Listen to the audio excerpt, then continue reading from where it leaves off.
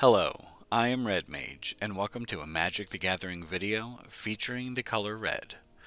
In today's video, we're exploring Rakdos Anvil after the World Championship. The deck list we're looking at now was played by Chris Ferber and Bitten Madsen at the World Championship. You can see why, in a best-of-3 championship format, they made the card choices they made. This is by far the most aggressive version of Anvil that I have ever seen. With Godric and Urabrask's Forge, they are in a better position than most Anvil decks to run over the World Champion Esper Legends deck and the ramp and control decks of the format. Godric is especially synergistic with Anvil and a perfect choice for a faster build. Meanwhile, Anvil has a much better late game than, for example, Mono Red, and it has a much better early game against Mono Red than most decks with a good late game, thanks to life gain and cheap removal. However, in a best-of-1 format, which is what we are playing, those same explosively aggressive elements are a liability due to the higher prevalence of Mono Red and other aggressive decks. So, we are playing this list. This is a much more controlling version of Anvil. We're playing more removal, more card selection and advantage, and we're relying on non-combat win conditions for the late game in the form of Braids and Ob Nixilis. Ob Nixilis specifically is the perfect secondary win condition for best of one. It gains life against aggro and is a farewell-proof way to beat blue-white control. Exciting new additions from Eldraine are Surginger the Meal Ender and Candy Trail. Being able to scry 2 on turn 1 with Candy Trail can often be an amazing way to set up your mid-game. Torch the Tower is also a new card. We're playing a 3-2 split of Voltage Surge and Torch. There are a lot of Adeline going around in Best of 1, and it's a lot easier to finish off a Sheoldred after combat with 4 damage rather than 3. But the Exile and potential Scry of Torch warrant inclusion as well. I do want to give a little PSA about 1-mana artifact choices. Please do not play Experimental Synthesizer. It is not a legitimate turn 1 play, doesn't give you any card selection, and allows you to play the exiled card only until the end of your current turn, not the next turn. So it is as close to strictly worse than Mishra's Research Desk as you could get. That being said, one of the great things about playing Anvil is that you can customize the deck to suit your personal playstyle, and there are more than enough quality card choices to go around. This is my preferred version for the current standard. Let me know in the comments which cards you like to play in Anvil. Enjoy the gameplay, and we'll be back at the end to wrap up.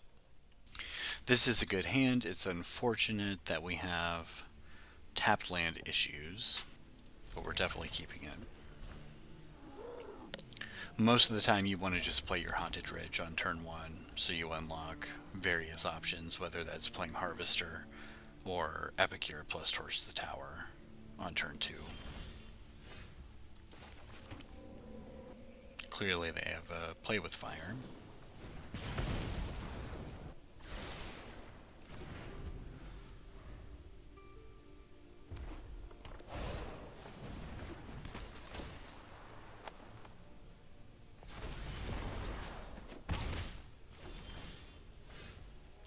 So we probably want to Epicure plus Torch here.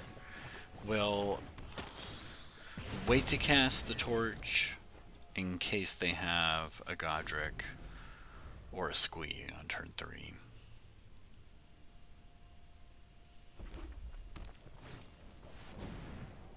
They do indeed have a Godric.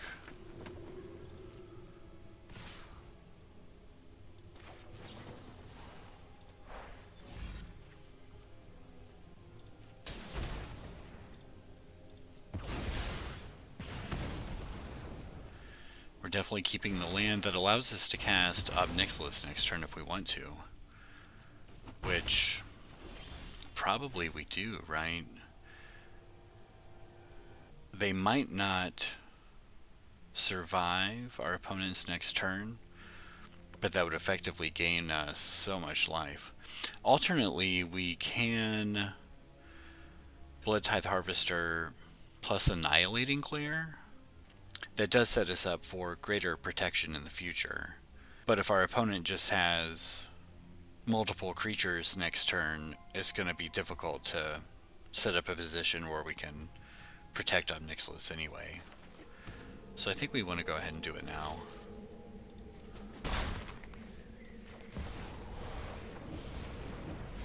We gain life right away.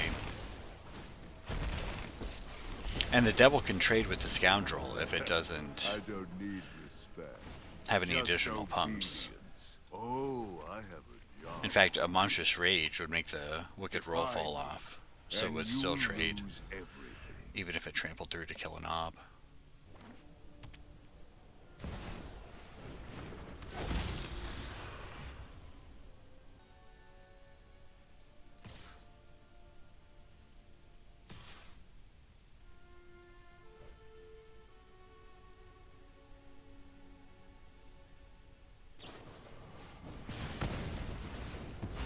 I mean, using a Witchstalker Frenzy on our devil is not... Like, we lose both Obs here, but we're at 15 now. Smug look off your face. So it seems pretty clear we just have to Harvester plus Annihilating Glare or something.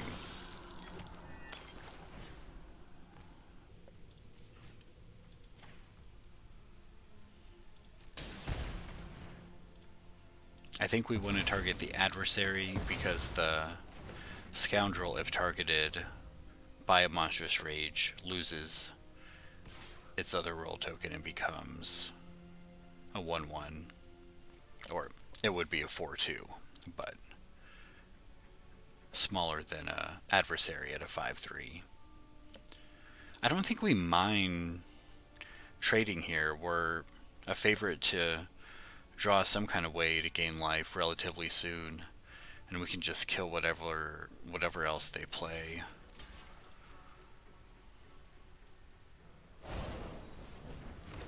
Yeah. That's totally fine.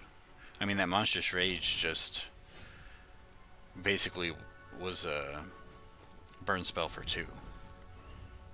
It didn't affect the combat.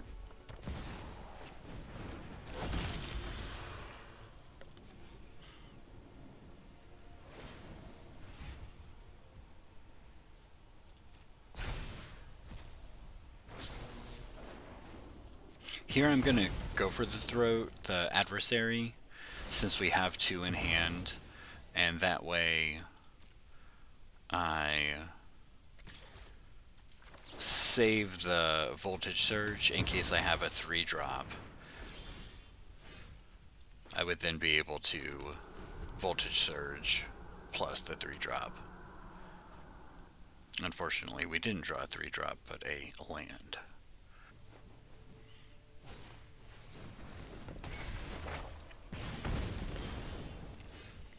Kind of strange there that opponent was considering holding back the Kamano. I guess they assume we have removal in hand, which is accurate. And then maybe they wanted to hold it back to make sure they got to take advantage of the +1/+1 counter trigger. That makes some sense. I would just play it out. Surge Injure here is good. It's good just on its own, but if we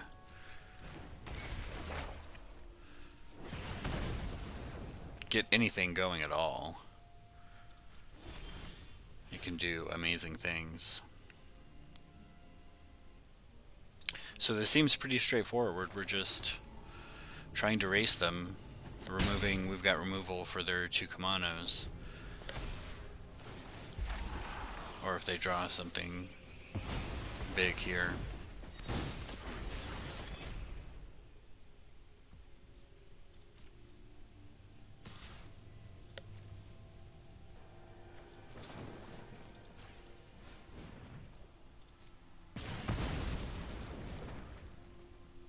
So they don't have a Monstrous Rage. They don't have an instant, it appears. This is perfect. Exactly what you want with the Surge Injure. We do not want to land. Oh wow. That seems pretty good.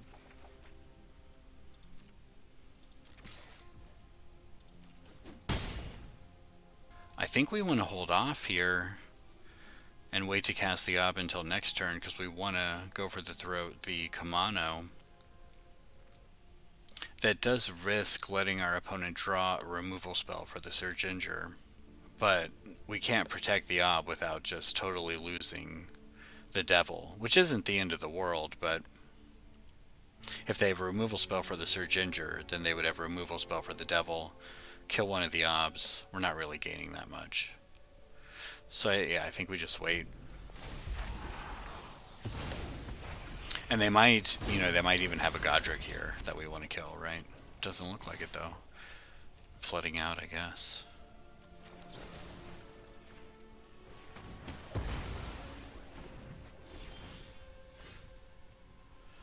Okay. So here we can sacrifice the Harvester. That sounds good. I guess it doesn't matter because they're dead. They're dead to 2 pluses.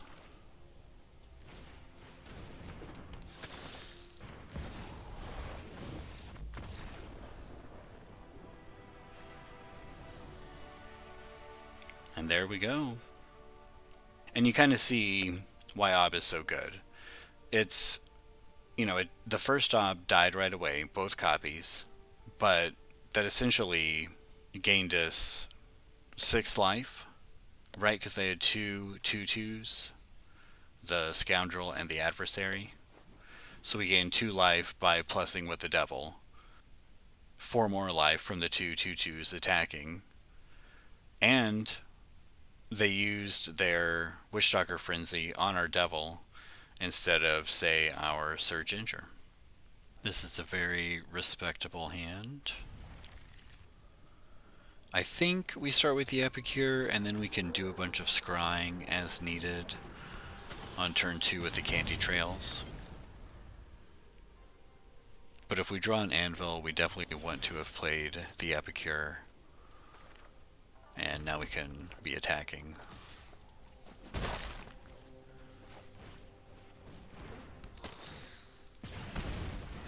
We definitely want to try to get a second black source here. Oh, those are exactly the draws that we want.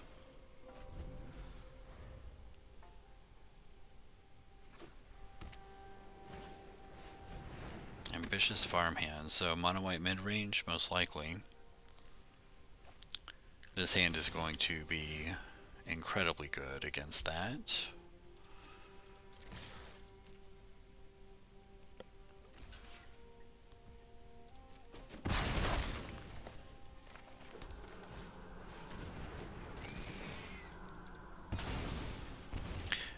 You could consider sacrificing the Epicure there. That's definitely a reasonable possibility. Because they might have a Wrath at some point. If we attack with both and they block the Epicure, which I'm pretty sure they're going to, then we have to sacrifice Braids to Ob Nixilis, and we don't want to do that. So we definitely just attack with the Braids. They can chop if they want.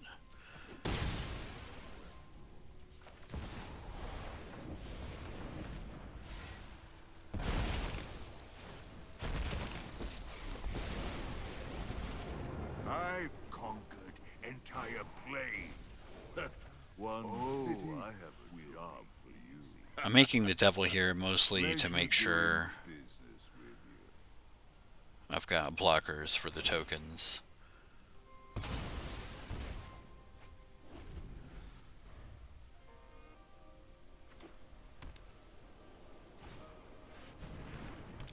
Totally fine for them to have as many wedding announcements as they want.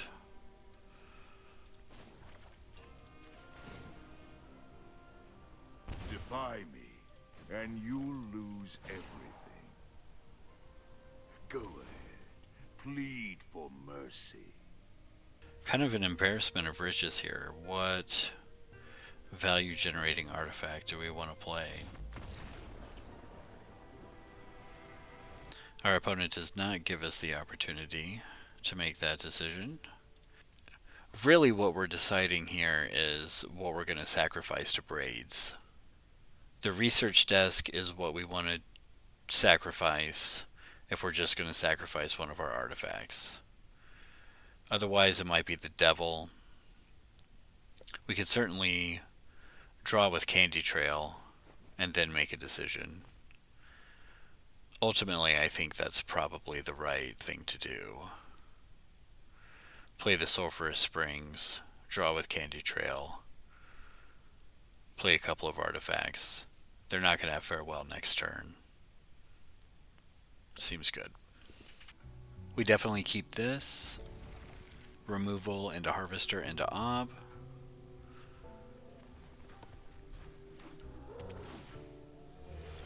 Although it looks like we're up against blue-white control, which makes that Epicure a pretty good draw. And if we're up against blue-white control, our life total does not matter too much. So I want to keep the Sokenzan to channel later.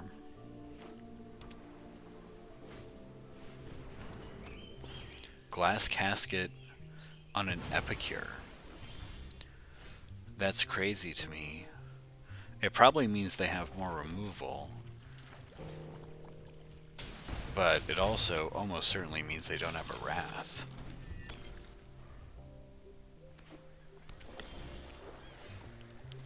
Well, they don't have another Glass Casket.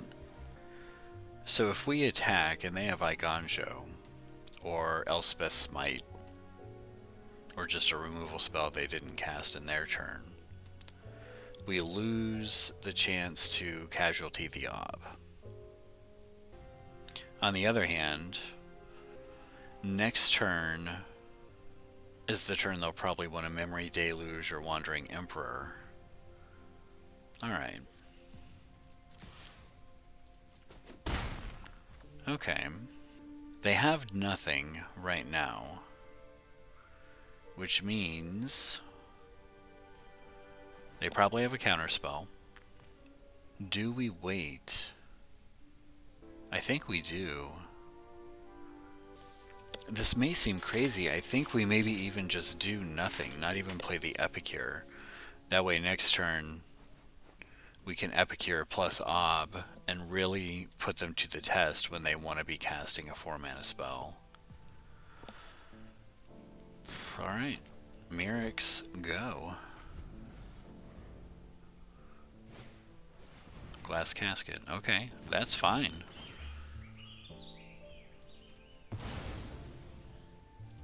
And they're missing their land drop? Okay. Very glad we waited here. We even draw another Mirrex so that we don't have to play one of our channel lands.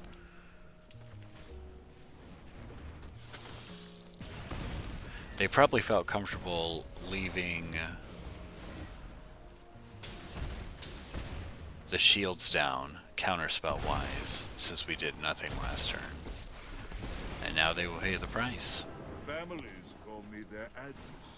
We could just keep plussing with both. That is a pretty reasonable thing against a control deck.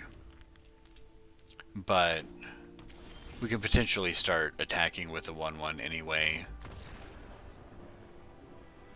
And they know they can't beat the Ob. Yeah, Ob Nixilis is definitely what you want to have a good shot against the blue-white control decks. This is a good hand. Epicure into Anvil with some other stuff to do.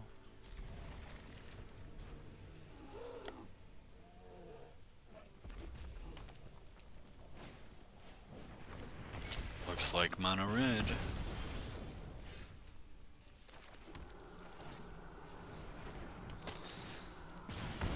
We could leave open Voltage Surge here,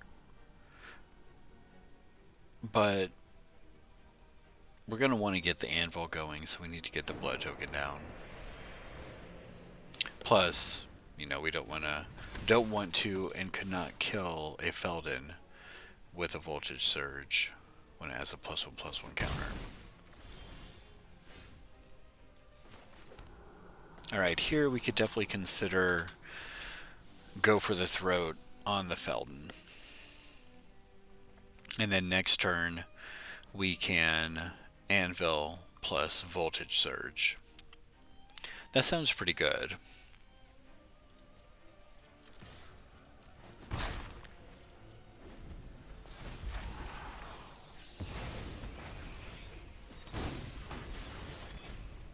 Obviously, if they play Godric here, we're going to kill that instead of Feldon.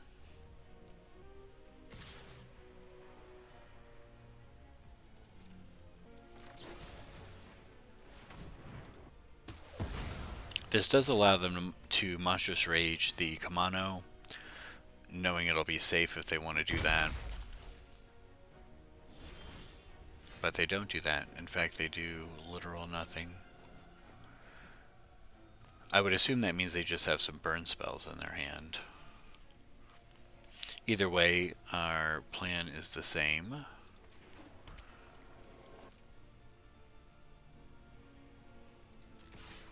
I'm happy if they activate the Foundry here to block. They're not doing that. We can just kill it with the Voltage Surge. Now we're going to just Anvil, sacrifice the blood token, get that train rolling.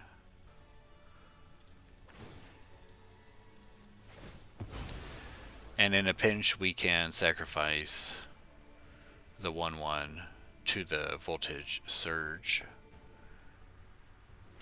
if they play something bigger next turn.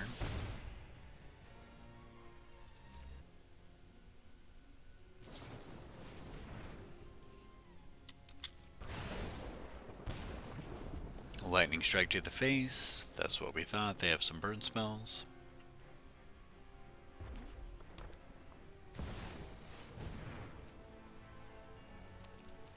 That's not bad for us.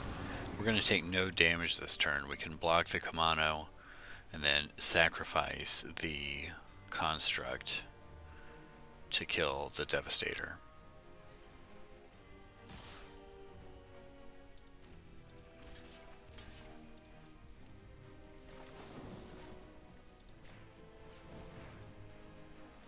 And we have more artifacts in the research desks in our hand to keep the anvil going. Alright, here I want to play a Sulfurous Springs to make sure I have painless mana for whatever we get from the research desk. If it's another anvil or a Bloodtithe Harvester. And that's what we get.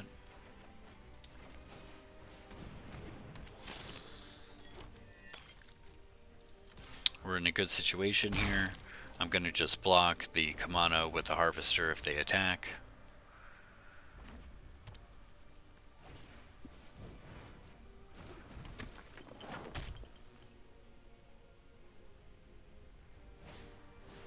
I will not block with the Harvester,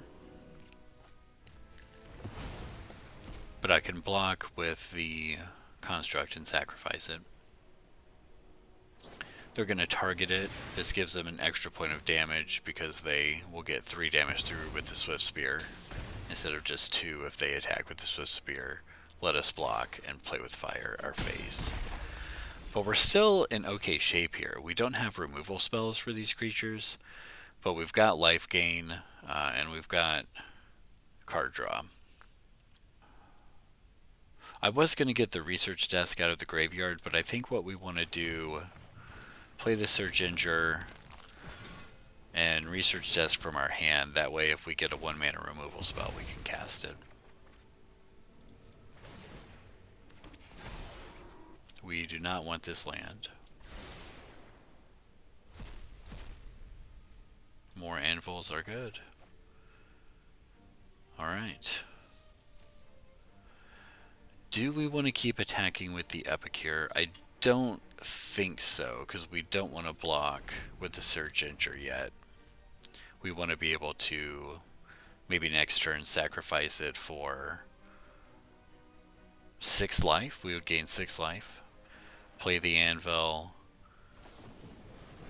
Okay. Well, that's unfortunate. But that's still a lightning strike that didn't go to our face.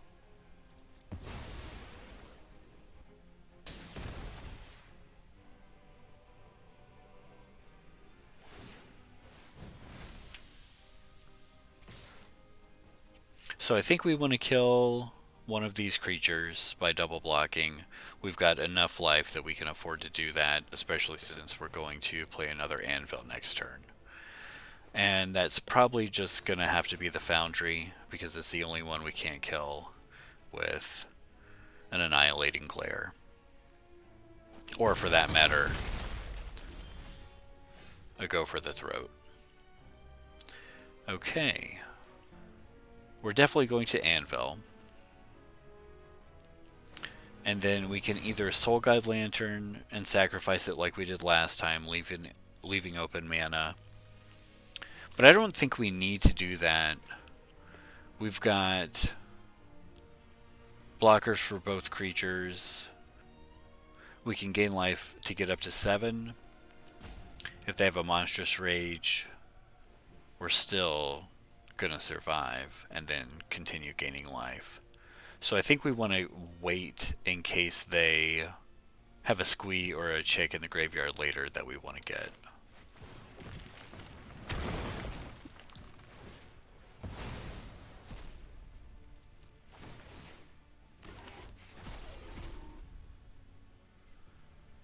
Mirrex is very good, but I think the immediacy of the Bloodtithe Harvester is more important.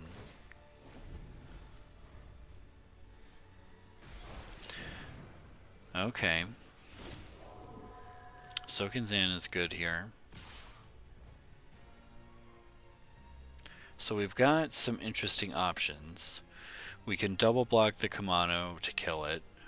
We can double block the Swift Spear to kill it, only losing one of our 1/1s. We can block both 1/1s, kill both of them. Or we can block both the Kamano and the Swift Spear and just sacrifice them to the anvil. The trouble is that we want to gain life. Maybe we split the difference?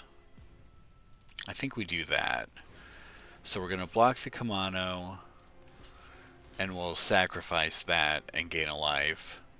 Take a little less damage, and we'll kill one of the 1/1s. That makes it less likely we're going to die to burn spells, and also less likely that we'll get run over. Do we want to sacrifice this blood token just to maximize on life gain triggers? I kind of think we do. We've got plenty of card draw here in the artifacts. And another blood token for the Harvester. I think we want to do that. Okay. So here we can research desk, Harvester, and then we have 1 mana left over to cast whatever we get off the research desk. Or we could do the lantern and have 2 mana left over. I think we want to just use the research desk here. Unfortunately, I think we have to use the Takenuma to activate it in case we need to cast a 1 mana removal spell that is red.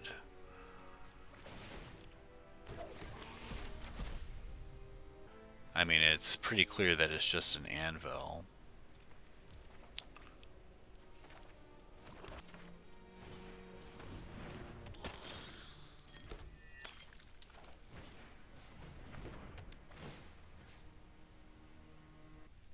I guess we exile the Warcrafting here. It's the only unique spell that they might be able to get with a Bloodthirsty Adversary.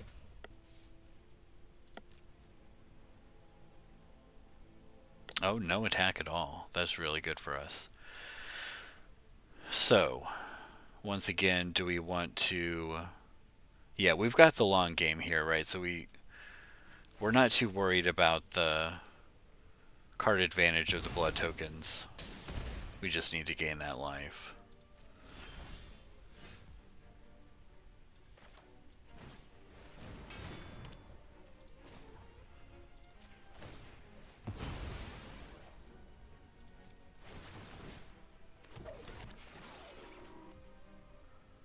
I could see the case for attacking here. Kill the Kamano, attack with the Harvester. It's a little too aggressive. We could just attack with the Harvester without killing the Kamano first. But I don't think we need to do that. We've got all the inevitability.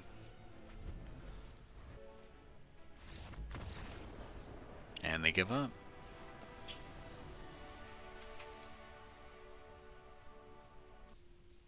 And we're back to wrap up. I like this version of Anvil a lot for best of one.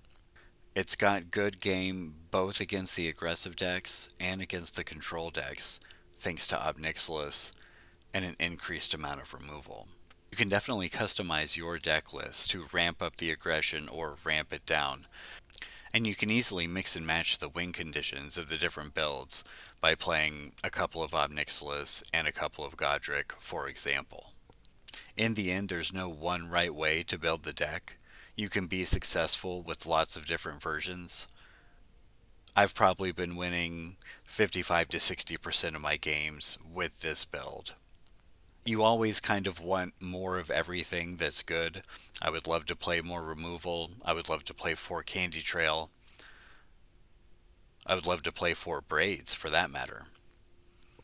But as far as what you could realistically fit in without cutting other things that are a high priority, there isn't too much I would change. Let me know in the comments what other cards you like to play in Anvil, and I'll see you in the next one.